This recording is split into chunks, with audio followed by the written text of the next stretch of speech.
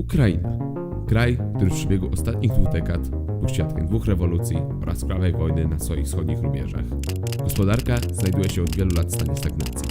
Setki tysięcy młodych Ukraińców opuszcza kraj, by zapewnić godne życie dla siebie i swoich rodzin. Właśnie takie jest tło wyborów prezydenckich na Ukrainie. Wyborów, które w tą niedzielę mogło zmienić historię tego kraju. Do ringu stałem przeciwko sobie ekscentryczny aktor oraz wpływowy oligarcha. Jaka przyszłość czeka Ukrainę?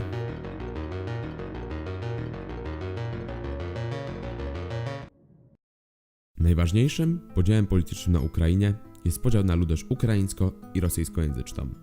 W wyborach prezydenckich zawsze startował kandydat z poparciem ukraińskojęzycznego elektoratu z zachodniej części kraju oraz kandydat z poparciem rosyjskojęzycznego elektoratu ze wschodniej oraz południowej części Ukrainy. Falę niepokojów społecznych związanych z Euromajdanem wykorzystał znany oligarcha oraz polityk Petro Poroszenko. W majowych wyborach prezydenckich poniósł w pierwszej turze absolutne zwycięstwo, zdobywając olbrzymią przewagę nad resztą kandydatów. Oczekiwania od nowego prezydenta były bardzo wysokie. Podobnie jak po pomarańczowej rewolucji, ludzie domagali się gwarancji godnego życia w kraju ze stabilną gospodarką, z wolnymi mediami oraz bez korupcji. Jednak Poroszence udało się przeprowadzić tylko częściowe reformy w zakresie walki z korupcją i oligarchią. Wiele z nich było skrytykowanych wieloma organizacjami pozarządowymi, jak i przez Komisję Europejską za ich powolny przebieg oraz niską efektywność. Nawet obietnice samego prezydenta, że po wygranych wyborach sprzeda swój koncern Roshen, były niespełnione.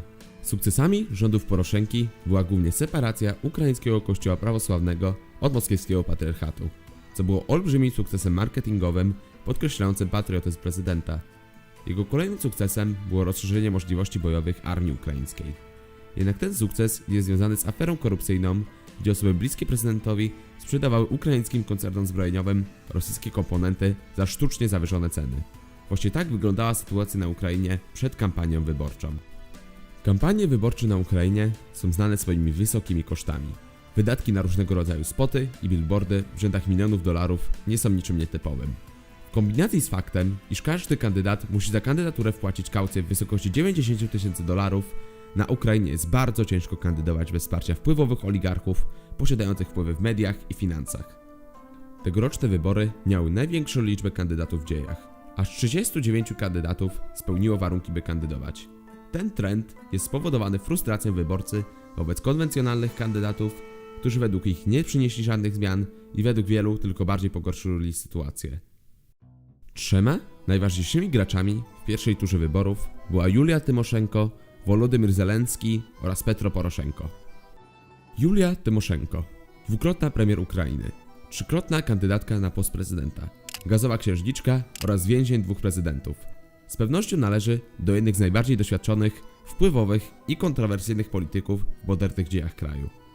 W trakcie kampanii wyborczej postanowiła drastycznie zmienić swój wizerunek z politykę starej gwardii z charakterystycznym ukraińskim warkoczem na moderną panią polityk z rozpuszczonymi włosami oraz zaokrąglonymi okularami. Jej obietnice wyborcze wielokrotnie zakrawały o obietnice populistyczne. Jednymi z nich były m.in. drastyczne obniżenie cen gazu oraz podwyżki emerytur. Największymi przeszkodami Tymoszenki w kampanii wyborczej była jej kontrowersyjna przeszłość polityczna połączona z oskarżeniami z korupcji oraz oszustw finansowych na rynku gazowym. Jednak podobnie jak reszta kandydatów, obiecała przeprowadzenie wielu reform na poziomie wymiaru sprawiedliwości, walki z korupcją oraz finansów.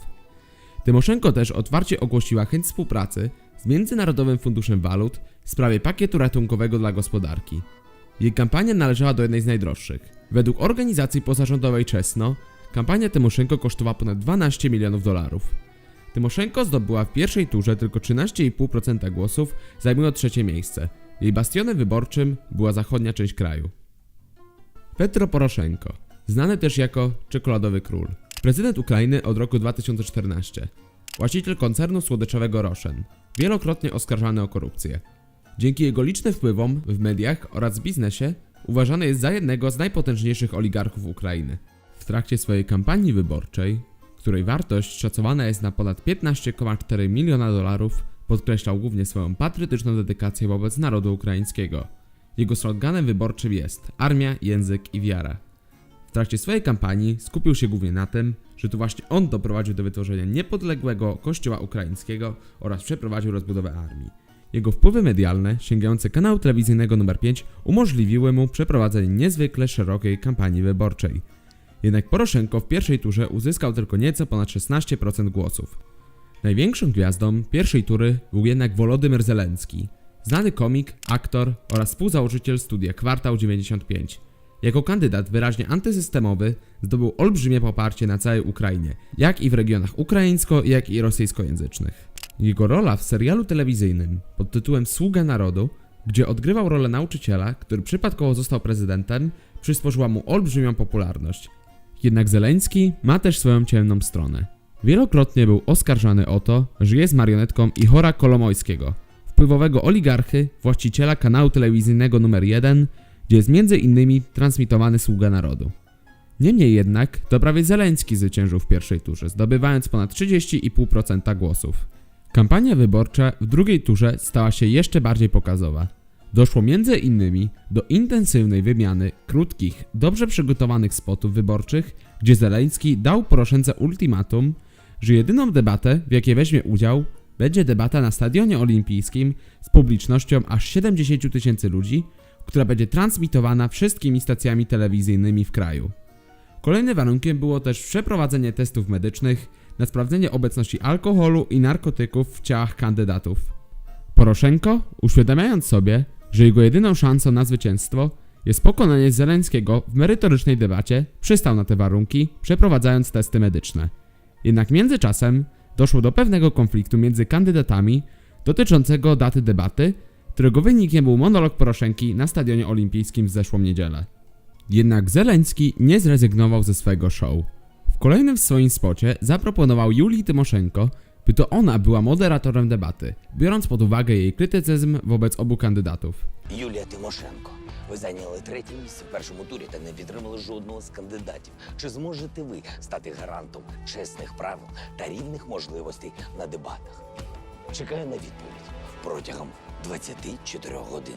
Подумайте.